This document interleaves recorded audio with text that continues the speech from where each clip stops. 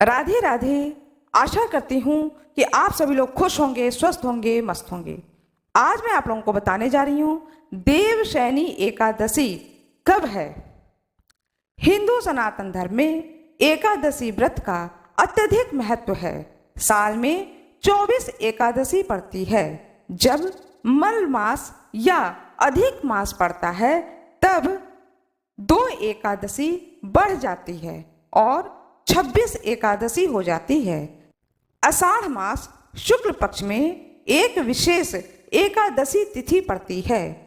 आषाढ़ मास शुक्ल पक्ष की एकादशी को देवशयनी एकादशी के नाम से जाना जाता है।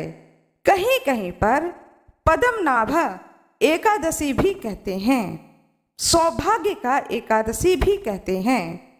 पद्म पुराण में कहा गया है कि इस एकादशी के व्रत को करने से अनजाने में किए गए पाप से मुक्ति मिलती है और अन्य पुराणों के अनुसार देवशयनी एकादशी करने से सभी मनोकामनाओं की पूर्ति होती है।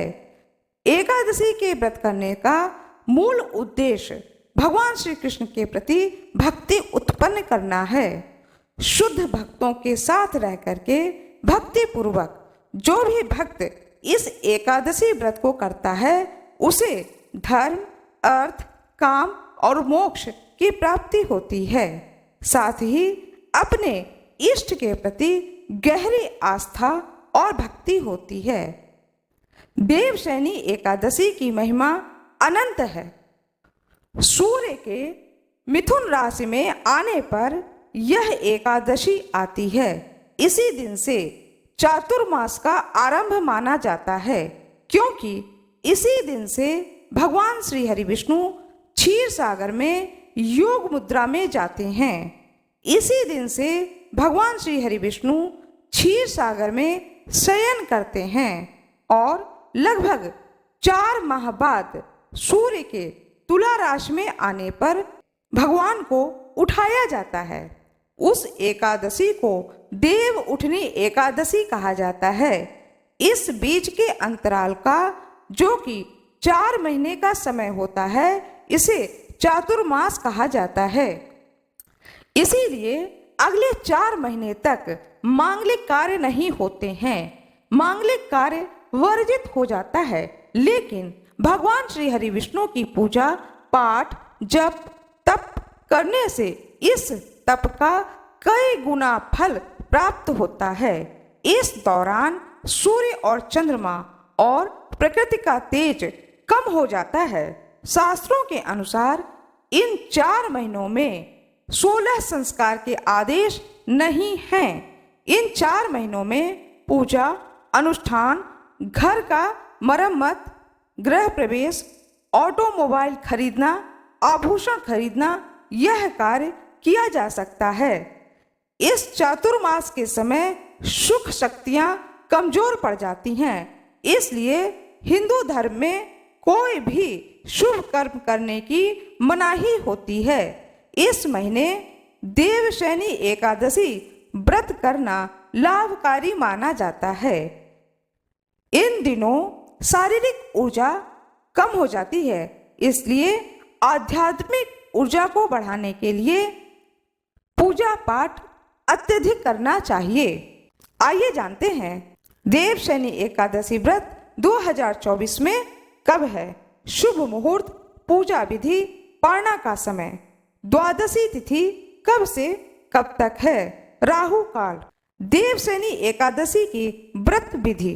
प्रातः काल उठें, घर की साफ सफाई करें, अपने नित्य कर्म को करें, गंगा जल मिश्रित जल से स्नान करें, फिर पूरे घर में गंगा जल का छिड़काव करें। घर के पूजा स्थल पर या घर के किसी पवित्र स्थान पर भगवान श्री विष्णु की फोटो अथवा मूर्ति सोने की हो, चांदी की हो, पीतल की हो, किसी भी धातु की हो, उस मूर्ति की स्थापना करें। उसके बाद षोडश उपचार से पूजा करें। फिर भगवान श्री हरि विष्णु को पीले वस्त्र पहनाएं, पीला फूल चढ़ाएं, फिर कथा सुने, आरती करें, तत्पश्चात प्रसाद बांटें। अंत में भगवान विष्णु की प्रतिमा को सफेद चादर से ढके गद्दे तकिए वाले पलंग पर शयन कराना चाहिए। इस 4 महीने में अपने सभी रुचि के पदार्थ का त्याग कर देना चाहिए। आइए जानते हैं किन किन चीजों का त्याग करें।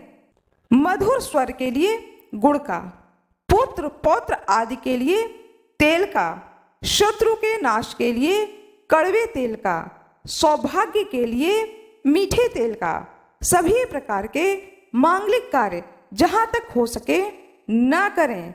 पलंग पर सोना, झूठ बोलना, मांस का सेवन करना, दूसरों का दिया दही भात आदि का, मूली, पटोल, बैगन आदि का त्याग कर देना चाहिए।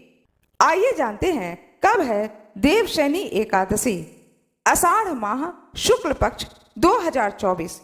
एकादशी तिथि प्रारंभ 16 जुलाई 2024 शाम 8:33 से शुरू।